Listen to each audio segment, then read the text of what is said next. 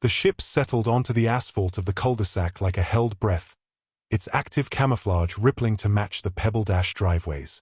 When the pressurized hiss of the ramp faded, for Greminix warriors, clad in obsidian matte power armor, fanned out. Their HUDs pinged with 1,000 tactical overlays. They moved with the predatory grace of a species that had swallowed 6 star systems before breakfast. Evening, gents. Beautiful evening, isn't it? The Greminix lead, Unit 7 Xenon, performed a snap turn that would have snapped a human spine. His plasma caster was locked onto the chest of a man leaning out of a brightly lit, slightly rusting Ford Transit van decorated with a dancing penguin. You're lucky, the vendor continued, unbothered by the glowing red targeting dot on his apron. I was just about to shut up shop. Freezer's a bit temperamental, you see. 7 Xenon's vocal synthesizer crunched into life. Sapient being.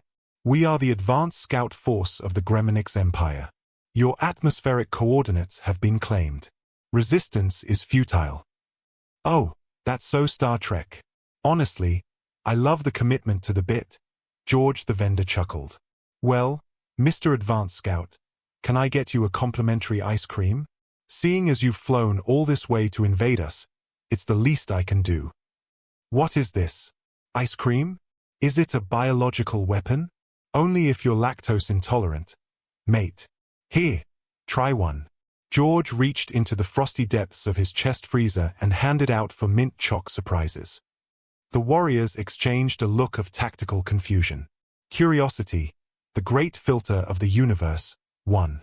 They retracted their faceplates and took a synchronized, massive bite. Ah! 7 Xenon shrieked, dropping his caster. My neural processes. My brain is freezing, yet my primary intake valves are flooded with the refreshing essence of the forest floor. Oh, sorry, George said, leaning on his counter. Should have warned you. Don't eat it so fast. That brain freeze is the absolute pits. The commotion brought out Mrs. Henderson from number 42, clutching a mug of tea like a holy relic. George? What's all this racket? The bins aren't until Friday.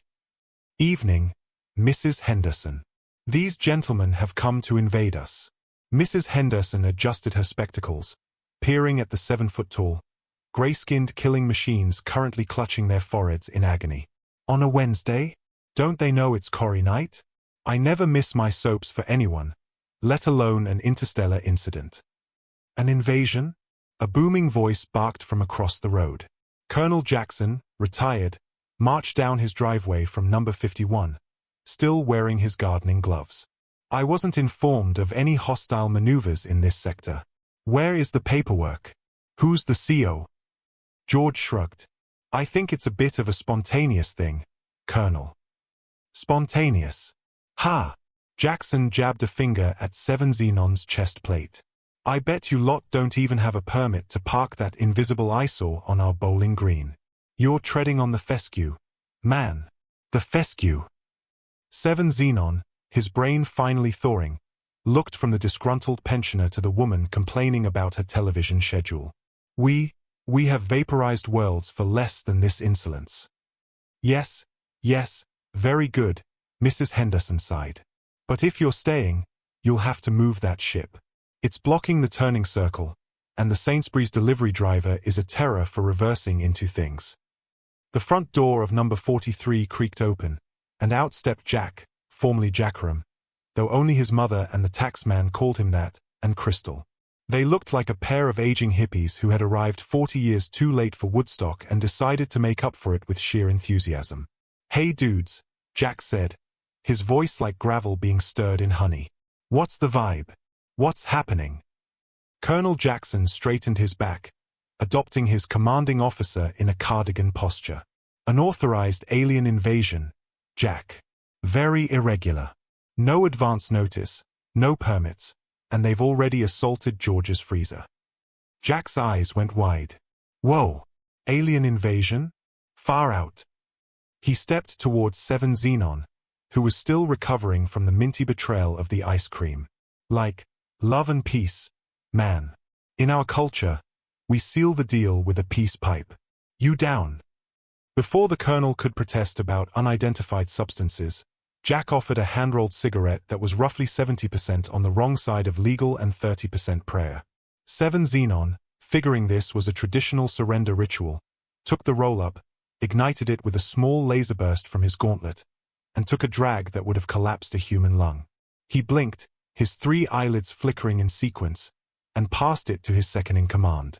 For a heartbeat, there was total silence on Acacia Avenue. Then, 7 Xenon's obsidian armor began to pulse with a rhythmic, neon-pink light. The mint flavor. 7 Xenon whispered, his voice now an ethereal baritone. The mint is singing to me. It has a message. The second alien swayed, his plasma rifle drooping. The sun, he chanted. The sun has got his hat on. Hip, hip. 7 Xenon prompted. Hooray! The 4 warriors bellowed in unison, their combat boots clicking together. The sun has got his hat on and is coming out to play. George leaned over his van counter, watching the Greminix Empire's elite scout team begin a choreographed, albeit heavy-footed, shuffle. He looked at Jack. That's some powerful stuff, Jack. What did you put in that? Jack shrugged, looking equally bewildered. I didn't think it was that good, man. I got it from a guy in a lay-by near Glastonbury. Why are they singing that? Crystal asked, mesmerized by the sight of a killing machine doing a jazz hand. It's an old Earth song. Like, ancient. Oh, I expect that will be the transmissions. Dear, Mrs. Henderson chirped, not looking up from her tea. Transmissions? Jack asked. Oh yes. We've been leaking our radio and TV programs into deep space for as long as there's been a signal to leak, she said matter-of-factly. In fact, if you worked out when that song was popular, you'd get a very precise idea of exactly how far these boys have traveled to get here. The colonel squinted at her. And how far would that be, exactly? Ooh, at least 50 light-years, dearie.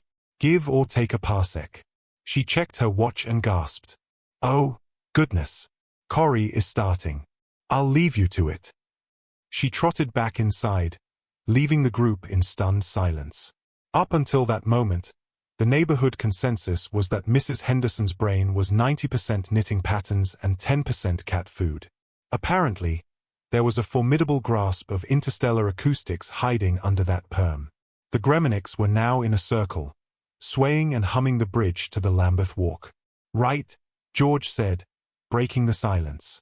I suppose we ought to inform someone in authority. Colonel? That sounds like your kind of thing. He? Oh, yes. Quite right. Jackson pulled out his phone. I'll phone young Watkins over at the ministry. If he isn't in charge of unexpected extraterrestrial choral societies, he'll certainly know who is. The screech of tires and the synchronized slamming of doors shattered the suburban quiet. 4 black SUVs and a heavy-duty tow truck skidded to a halt, boxing in the shimmering, semi-visible Greminix craft. Hours earlier, young Watkins, now Commander-in-Chief Watkins of the Department of Extraterrestrial Studies, who answered to no one but the Prime Minister, had been watching over the shoulder of a radar technician. Definite alien pulse detected, sir. Calculating trajectory. The south of England, sir. Kent to be precise. What's in Kent? He asked, something stirring in his subconscious. The technician shrugged. There's no secret bases in that area, sir. Getting a better calculation. I have exact GPS coordinates. Put it up. It was a nondescript piece of suburbia. Until the name of one street stood out. Acacia Avenue. I know that name. Why do I know that name? Watkins went pale. Oh my God. The technician looked confused. Right? Listen up, everyone. Watkins boomed. Code green. Full collection squad to those coordinates. I shall be leading. Pronto. Sir? What's there? A black ops site. Worse. Colonel Jackson, retired. If we don't turn up spick and span, General Fortescue will hear about it over port and cigars in the Veterans Club, and we will be doing basic training for weeks. A team of men in tactical gear, carrying scanners and containment units, surged out. At their head was Commander Watkins, his tie slightly askew and sweat beading on his forehead. He ignored the towering aliens, who were now harmonizing a particularly soulful rendition of Maybe It's Because I'm a Londoner, and marched straight toward the man in the gardening gloves. "Colonel Jackson, sir." Watkins snapped to attention, a crisp, terrifyingly fast salute that he hadn't performed in 15 years. The colonel squinted, leaning forward to inspect Watkins's lapels. "Watkins? Is that you? Your posture has gone to seed, lad. And is that a coffee stain on your waistcoat?" Watkins turned a shade of grey that almost matched the alien's. "Apologies, sir. High-speed transit from Whitehall. We picked up the Greminix pulse on the long-range sweep." "Greminix, eh?" Jackson gestured vaguely with a gardening trowel towards 7 Xenon, who was currently trying to explain the concept of knees-up to his bewildered gauntlets. "They're a bit noisy, Watkins. And they've parked on the fescue. I expect them towed." "Towed, sir?" Watkins blinked. "This is a Grade A interstellar craft with enough firepower to—" "I don't care if it's the chariot of the gods, boy. It's obstructing a public highway and the turning circle for the Sainsbury's van," Jackson barked. "Rules are rules. Or has the ministry completely abandoned the concept of order?" "No, sir. Of course not, sir." Watkins turned to his team, who were standing frozen with their high-tech sensors. "You heard the colonel. Hook it up, and get these warriors into the transport. Gently. They look compromised. They've had a mint Choc Surprise and a bit of Jack's special botany," George the ice cream man explained, leaning out of his van. "They're quite harmless now, though they might want a kebab in about 20 minutes. Watkins looked at George, then at Jack's glazed expression, then at the aliens who were now trying to teach a tactical sensor unit how to do the Hokey Cokey. He sighed, the weight of the Department of Extraterrestrial Studies pressing down on his shoulders. "Sir," Watkins whispered, leaning toward the colonel, "the Prime Minister is going to want a full briefing on the hostile incursion force and their tactical surrender. What am I supposed to tell him?"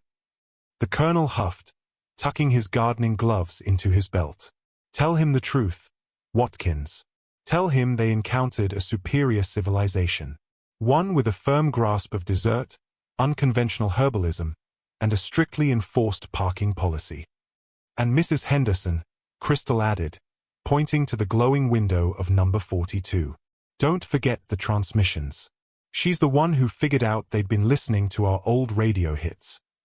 Watkins looked at the house where the muffled theme tune of Coronation Street was just ending. "Mrs. Henderson?